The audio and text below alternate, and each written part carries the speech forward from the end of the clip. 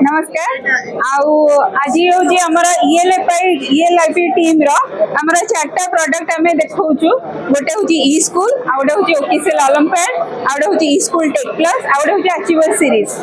आमर ई स्कूल आपण मैंने क्लास 1 रु क्लास 10 पर्यंत बीएससी सिलेबस सहित सबूर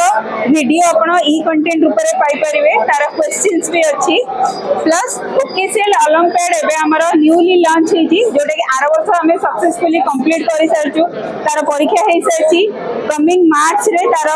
रिजल्ट भी अनाउंस हम आई वर्षर जो ओकेसीएल ओलंपियाडा आपण मानकर 22 नवेम्बर 2026 रे हबा को जाउछि।